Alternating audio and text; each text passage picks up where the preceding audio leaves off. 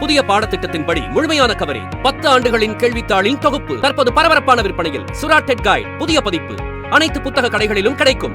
Also available at Amazon and Flipkart. திருச்சியில் இன்று தனது முதல் அரசியல் பிரச்சார பயணத்தை விஜய் துவக்கியுள்ளார். காலை 9 மணிக்கு ஏர்போர்ட் வந்த அவர் இன்னும் அவர் பேச இருக்கும் மரக்கடை பகுதியை சென்று சேரவில்லை. ஏர்போர்ட் முதல் அவருக்கு தொண்டர்கள் மற்றும் அவரது ரசிகர்கள் பிரம்மாண்ட வரவேற்பு கொடுத்து வருகின்றனர். 4 கிலோமீட்டர் தூரத்தை கடக்கவே அவருக்கு 2 மணி நேரம் மேல் ஆகியது. நேரம் செல்ல செல்ல சுற்றுவட்டார மக்களும் அதிக அளவில் திரண்டதால் கூட்டம் அதிகமாகிக் கொண்டே போனது.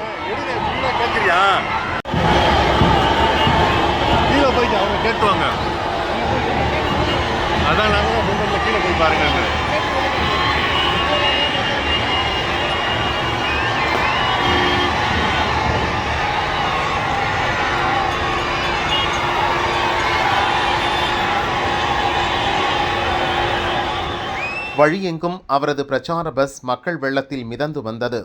பல சாலைகள் முடங்கின. ஏர்போர்ட், ரயில்வே ஸ்டேஷன் என பல பகுதிகளுக்கு சென்ற மக்கள் திண்டாடினர். ஜெயில் கார்னர், கமிஷனர் ஆஃபீஸ் வளாகம், சுப்பிரமணியபுரம், டிவிஎஸ் டோல்கேட் கடந்து வர 12:30 மணியை தொட்டது.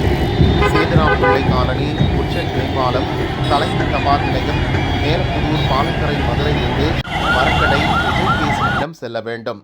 விஜய் காலை 10:30 மணியளவில் பேச திட்டமிடப்பட்டிருந்தது.